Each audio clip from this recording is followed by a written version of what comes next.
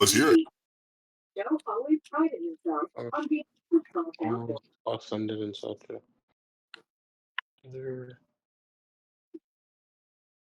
And this is just stage 1 for classical theistic God. There's just 2 disjunctive syllogisms, which premise 1 says that things either subsist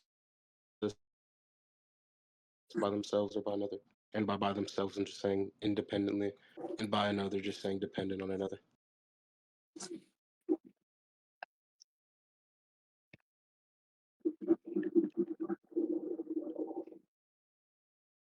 Therefore, conclusions. It says therefore these like C1, C2, etc.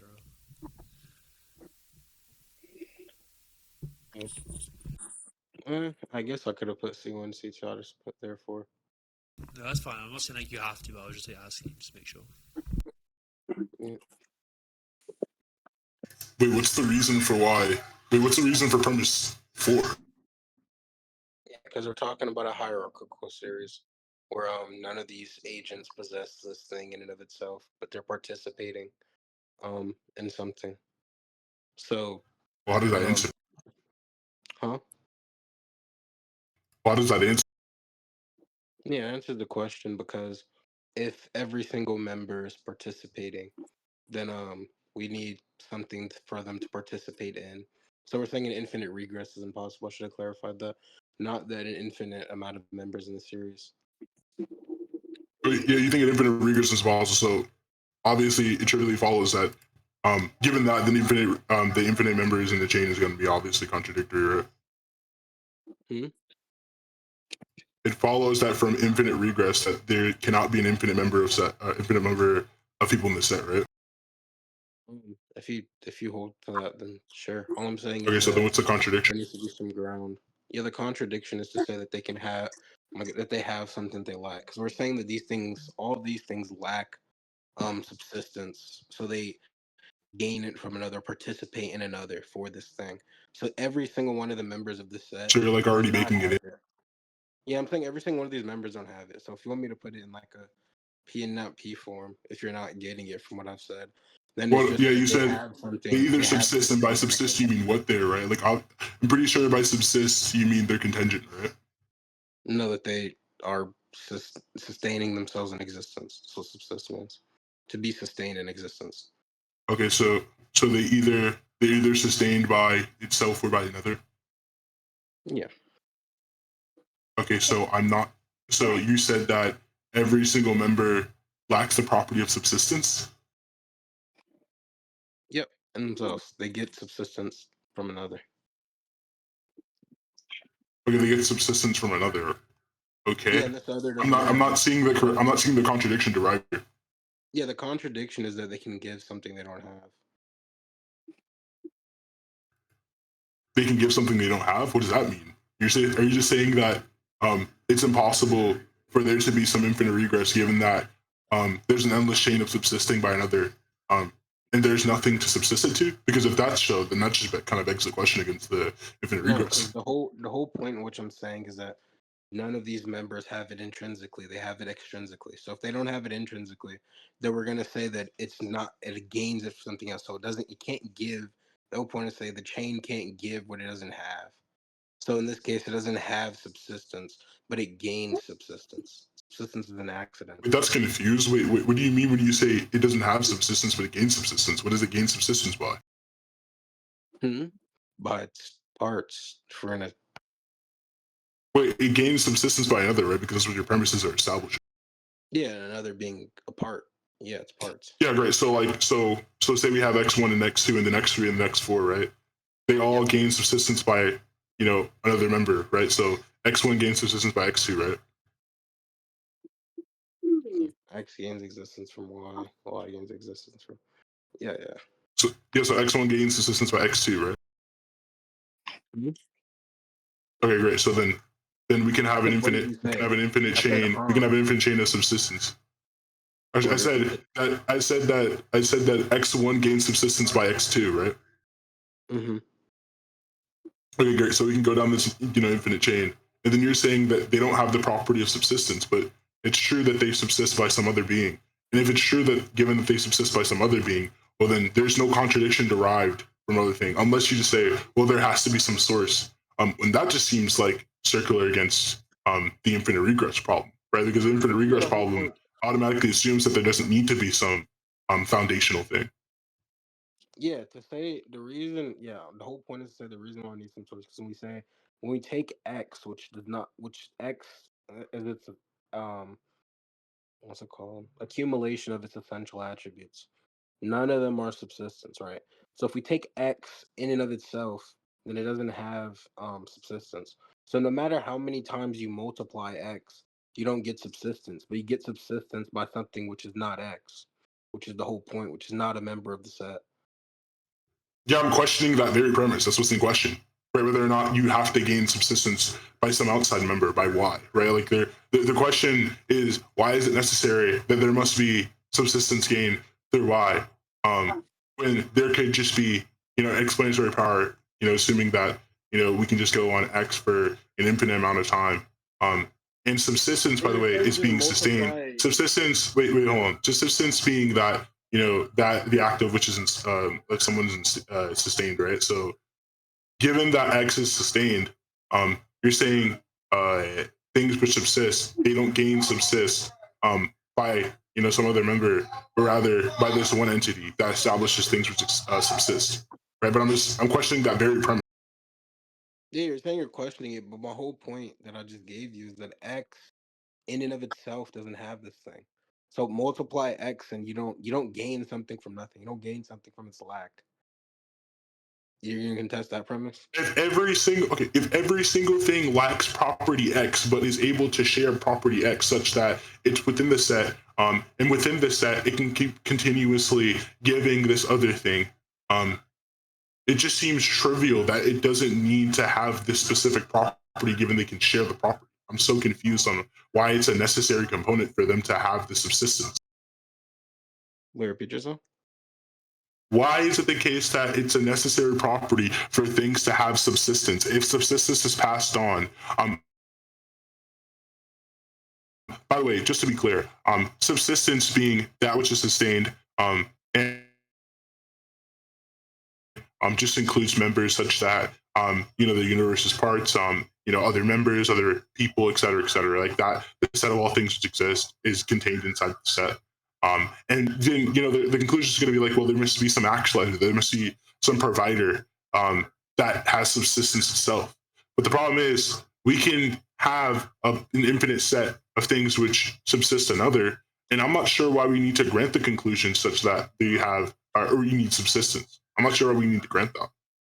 Yeah, oh my goodness, I understand what you're trying to say, but my point is, we're trying to say that so these things gain this thing, but it doesn't gain it from its. You're gonna say this, sir. So if we look at the entire set in and of itself, it doesn't have it of itself. So when we talk about X, X doesn't have it because of X, but X has it because of something. Because nothing isn't a causal agent. So because it has it for something, then when we look at the entire chain, we're gonna say it has it from something which is not the chain. Because multiply X times infinite, then it doesn't get you P, which is subsistence, because X does not have P. So I can't give you $20 that I don't have. The same, you can multiply it with $20. Sorry, you done? Yeah. Yeah, I'm not so sure if you're like understanding the point that I'm raising here. So the point that I'm understanding is just that given that X lacks the property of Y, there must be something that establishes Y, which that would be Z. That's the conclusion that you're trying to reach here. You're trying to reach and say that Z must instantiate the property Y.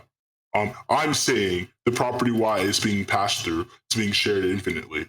In hopes you like actually respond to this one. I know which thing is being shared infinitely. This isn't a temporal notion. That isn't. Yeah, the point is why necessary? That's the question. Yeah. So the reason to say it is because nothing cannot be a cause, right? So if nothing can't be a cause, then you need some cause which is not X because X doesn't have it. So like if we have a But bunch of you broke said people, and we have an Wait, infinite amount of broke people, and they like broke meaning $0, wait. When you and they say give you sustain money. itself, wait. I just want to be clear on the terminology. You said when something sustains itself. That means what? I'm gonna wear a bikini. That it holds itself in existence. It doesn't need anything Wait, else. so it exists by itself? Yeah, it sustains itself. Okay, so then what are your response to like well, there's so many things that can be said here that's obviously a problem, right? Like there's things which can sustain itself. Specifically, we can talk about things in physics. For example, we can talk about things like brute facts, for example. There's like so many things that can sustain itself. I think the only thing that can be brute is something which is merologically simple, which I don't think there can be one merologically simple thing, which is God. So other than that, like brute, I don't think brute When you facts. say merologically simple, you're excluding to what? I'm saying there can only merological simples can be brute facts. Yeah, but what do you mean by merological simple? That's what I'm asking you. Yeah, merological simplicity is just having no parts, either physical or metaphysical. Isn't that Either divinely physical simple? or metaphysical, they have no parts. Isn't that divinely simple though? Yeah.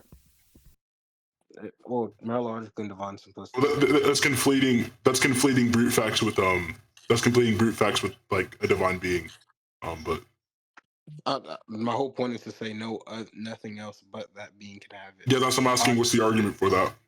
Yeah, because composite things are the unity of their parts. So if their parts were not unified, then they wouldn't exist. Thus, they exist by virtue of their parts being unified. Thus, they don't subsist in themselves. They subsist by their parts or by another. Wait, just to clarify, because I'm not trying to join the debate, but just to clarify, you saying that basically just God's attributes are not separate from him or his essence. Basically, just his essence is identical to his existence. Well, I believe that, but that's not what we're on right now. Okay. I don't know why composite things cannot subsist by themselves. Oh, okay, never mind then.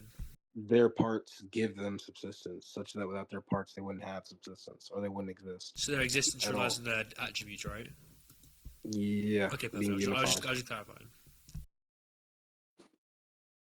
Well, the problem with saying like there's a problem like with here. I didn't hear the response you gave to when I asked you what's the argument that brute facts specifically are merologically simple. Yeah, I did get so the whole. I didn't get to hear, but like, well, the thing here is, I'm assuming you're relating that which is merologically simple is that which is physical, right? No, it's not physical. You said physical earlier. I said no parts, either physical or metaphysical. It doesn't have any parts. It doesn't have any parts which is physical or metaphysical. Mm-hmm. Right. So, given that it had the parts, it would be physical, right? Given that it had parts, not necessarily. Things with parts can be immaterial. Wait, they're You said immaterial. that can't be metaphysical, but you just said they can't be metaphysical. No, I said it doesn't have metaphysical parts. Okay, great. I mean, yeah, but the argument the argument is just like this. It's just like, well, given that brute facts are merologically simple, and the only type of thing in which be merologically simple is that which is of God. I take that premise to be false. I want an argument for that premise. Yeah, so it goes any composite thing, a composite. Well, I'll just start off this composite thing by definition. Is something which has parts, and this composite thing exists if and only if its parts are unified. We're talking essentially, so only if its essential parts are unified. Because if their parts are not. What do you mean when you say unified? What do you mean when you say unified? Like brought together to be in one being. Okay, so you're saying composites are unified? Yeah, composites are a unification of their parts. Okay. So then they exist and subsist by their parts. Thus their parts causally explain them. Unless their parts causally explain them? Yeah. To say that, okay, well, I mean, so they either subsist by some other parts or unless their parts explain themselves or explain their existence? What's else? Well, we don't need to go further than that. I'm just saying that argument alone is explain why any composite being doesn't isn't a brute fact because they're causally explained. Well, brute facts aren't causally explained. So this is a direct argument. Then again, No, that's what? I don't. What? Okay, you're saying that from. Wait, what? What? Where do we get the jump in logic from? Unless I'm misunderstanding what you mean by brute fact, because from my understanding, Brute fact. All a brute fact is something which exists, which is possible, that is not does not have an explanation for why it exists. Yeah, and I'm saying this thing directly goes against the definition. Are you saying that because things have explanations for why they exist, there's nothing that can be brute fact? No, I didn't say nothing can be a brute fact. I'm saying composite things. No, I'm saying no, like contingent thing can be a brute fact. No, I didn't necessarily say that. I believe that, but I'm saying every composite being. Okay, but but by composite you mean that which is contingent. That which is made of parts, but I think things. Yeah, no, okay, when we reduce the meaning of composite, it reduces down into contingent, right? Well, I mean, yeah, it entails contingency. Okay, great. Okay, so the entire meanings of brute fact is that they're contingent things. They're not necessary things. So I don't understand the reason why, due to like they're existing some X such that X has a reason for why they exist. And they're composed of parts.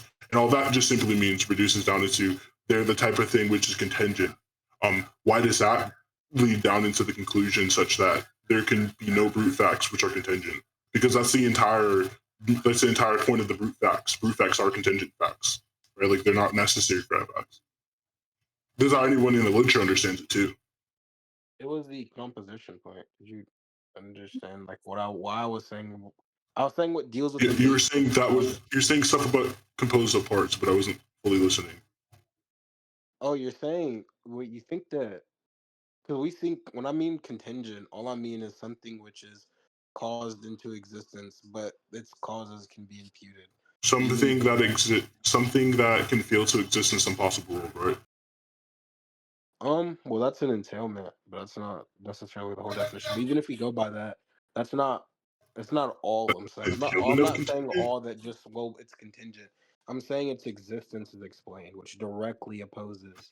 Well, yeah, I agree that there's contingent facts such that they are explained facts, but that doesn't go against brute facts being contingent facts, because contingent facts aren't the type of thing which are analytically true to be explained. I'm saying composite things are composite. You can say composite things are contingent, but not all contingent things are composite. Okay, I don't care what composite things are just things that compose of, like, they're things that are composed of a bunch of different parts, right? Like that's what you agree to. Yeah. Okay, now them being composed of parts have to do with the explanation how. Necessarily have to do with explanation. Yeah, because keep in mind we're talking essentially if their essential parts are not unified, then that thing doesn't exist. Like if an apple is a red fruit and then we have a red thing that isn't a fruit, then the apple doesn't exist. Thus its existence is reliant upon its parts. Or it's explained You're confused because that's not the explanation of why X exists. X being some, like, for example, here, let me put you want yeah, but like X being some red fact, right? For example, X being some red fact, does not lead to the conclusion that X, explained in some. The reason why X exists is because of some red object or something like that, right? Like, or being some red fact or something like that, right? Like that does not lead down to that conclusion. All we're saying there is just that it's composed of parts, and these composed parts, are just these composed parts make up what it is, right? Not explain why it is. So, like, if I have an apple, right? Say that, well, the apple is composed of parts such that the apple, is some red fruit, And given it's not true that there's a red fruit, the apple does not exist. That does not follow to the conclusion that, well, the reason for why apples exist is because they're red fruit. That just doesn't follow.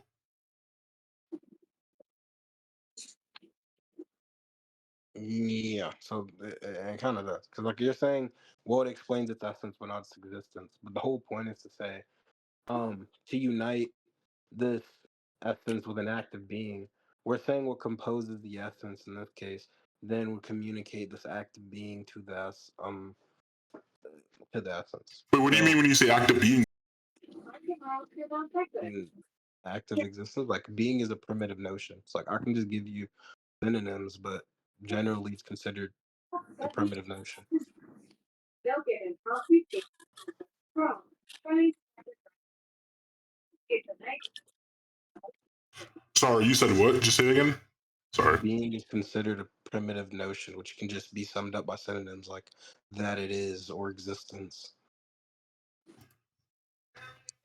Okay, active being is just some primitive notion, as in it's resulting into what again? My fault. Let me write this down. You just can So work active. Wait, hold on, just real quick. Active being is a primitive notion that denotes what? Well, that only is described by synonyms like to be or that a thing is. Okay, so only thing an active being is that which it is, right? So like, for example, an apple. Being No, is for like example, yeah, being yeah, like a being is that which a thing is. So it's its identity, right? Like specifically its substance. well, not necessarily its identity. An active being isn't that. It's What? that. Who related to its identity? If we say What? this apple, that denotes its identity. When we say is, that denotes existence. There's a distinction between them. Wait, say the two statements again. Like when I say the apple, that denotes essence or identity. When I say is, that denotes its existence. Is essence not synonymous Wait, to you said it. What's that? Like the I word you said? Because I yeah. can't hear that part. Like your phone is like kind of bugging. Oh, sorry, is. Is apple? Yeah, if I say this apple is, the is refers to existence, and the apple refers to Okay, identity. well, there's just no distinction there. The apple and the apple is just the. I don't see like a difference there. I feel like we're uttering the same exact sentence there, right? Like if I say the apple, I'm talking specifically about the actual, like, I'm talking about the existence of the apple. I'm talking about what it is, right? Like I'm saying the apple, right? I'm not comparing it to anything. When you say the apple is, what you're doing there is you're latching on some other predicate, right? Like you're latching on something else that the apple contains as well as its existence, right? But like is does not denominate the existence specifically. Like just is denominates the existence of it. No, because like when we talk, you're saying it refers to an actual apple, not necessarily. We can refer to something's essence without referring to existence in an actual What does way. essence I can say, I can essence is what, like, or the quiddity or its identity, right? You say that again? My fault. It's whatness, its quiddity, or its identity. Essence is whatness. It's quiddity or identity. Yeah, Okay, so what something is. yeah. Okay, so So essence we is can what something is. And then what other statement are we gonna say? yeah, I'm saying that we can refer to essence without referring to actual existence. So then the argument that you gave prior is false, and the example is like, Wait, sorry. Say that again. Sorry. I was texting someone. is Yeah, okay. I'm I'm paying saying attention now. we can Mhm. refer to essence without referring to an actual existence. And the argument you gave before is false. I can refer to some hypothetical notion such as a unicorn. What? So essence refers to that which is actual and that which is hypothetical, and then No, existence refers. Okay, then so how's the previous statement false? I'm saying you can pick out or the referent of apple or like unicorn, for example, could be essence, but that doesn't necessitate an actual existence, such as like in the example of a unicorn. It necessitates mental. Yeah, that's obviously true. That's not like that's not what's that distinction here. The problem is this though. What we're saying here is just this. We're like, okay, so I asked you earlier, is essence referring to some hypothetical state, and also some actual state as well, or it can refer to two. I don't know why you said no, because you just use essence to refer to some hypothetical state, but the problem is just this though. When we're saying the apple is specifically, we can also just use the same sort of language to depict something which is non-actual. Yeah, I agree with you, but in the sentence. Okay, great. So then, And what depicts the question is this: what depicts something's actual existence? Well, many things can refer. It can any word can refer to it. I think, well, not any word, but like if you want to use, we can say this thing actually exists, or in most cases, we just say this thing exists. Most people just mean actual existence when they Okay, say so this sentence is this thing exists, or this thing actually exists. Rather, okay, yeah. that's good. So now we can just go back onto the original thing, right? So keep sketching out the argument for why it follows that it's explained. Yeah, I was asking, do you think a brute fact, when you say it has no explanation, are you talking about no efficient cause or just no We say it again. intermediate Say it again. cause? Are you when you say like because this thing is caused by its parts, that doesn't explain why it is. Are you looking for some efficient cause then? Because I think explaining why this thing is right now is sufficient to say it has no Only thing the thing that we're talking about here, the thing we're talking about here is just this, where we're saying that brute facts are the type of thing which are not explained for why they exist. So obviously we're not talking about some temporal location, right? Like you agree with that? We're not talking about like where it exists. Yeah. Okay, yeah. So we're talking about why it exists. What's the reason for its existence, right? Now, denoting some property does not tell us why this thing exists. So specifically, if I say, we have some random brute fact, and that random brute fact is a pineapple, right? Now, this pineapple, we have no reason for why it exists, right? But we just know it denotes the property of being a pineapple, right? Like it has the parts of a pineapple, it's composite, right? Like it's all those things. It has the properties of pineapples, right? Now, just saying, well, given that it did not have these pineapples, or did not have the conjunctive properties of a pineapple, is reason for why it exists. Well, it just doesn't follow to me with that, right? Because what we're really looking for is just, well, why does X exist? Why did X come into existence?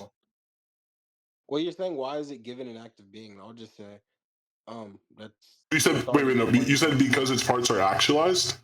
Yes. Okay, so popping into existence is what it being actualized, right?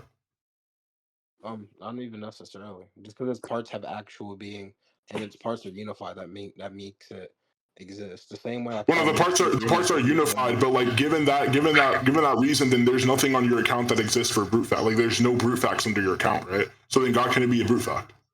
Well, there's no brute facts other than a simple being, which is the whole point we try to say.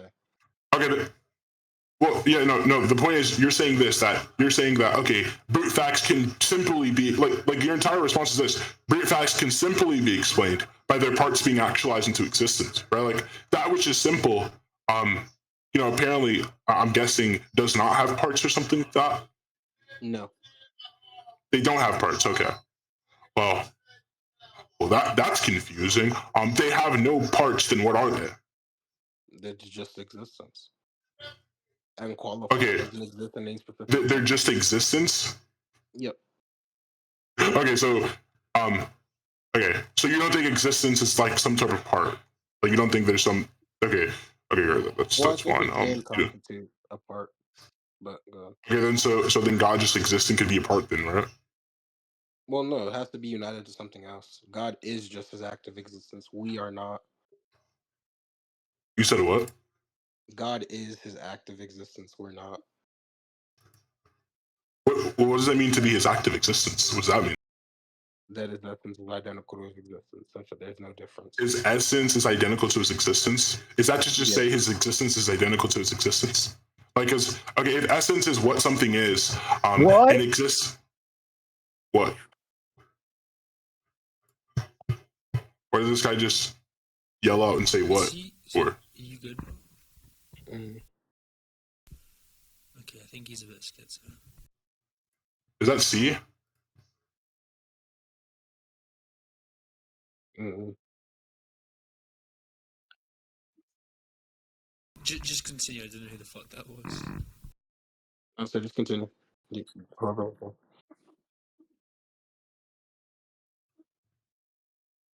Yeah, but anyways, what were you saying?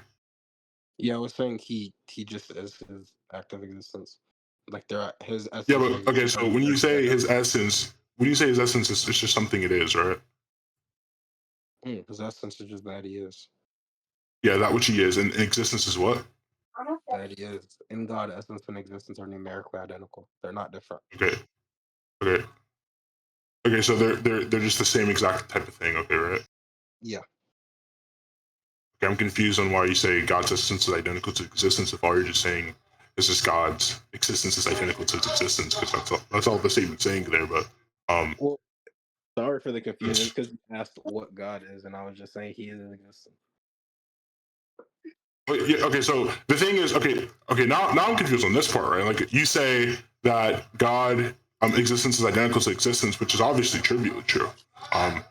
Now there must be something you're baking in to make that type of distinction between any other entity, right? Like there's something of God that makes his existence identical to his existence, such so there's a distinction between that and any other normal being, right? What do you mean? There's something. No, there's not something in God that causes His essence. You don't think that? Do you think that normal people's essence is identical to their existence? No, but it's because we're created. Okay, they're created. So what something is just some being that's created, right? Mm-hmm. Well, not something is not just something that's created, but all creatures are something that's created. Yep. All creatures are something that's created, and then you said what? Yeah, that causes us to be composite because the only way where you can have something other than God under this view is if you have some limitation upon being or some essence which is not existence. That's the only way to have anything other than God under that view. Otherwise, it would just be identical to him.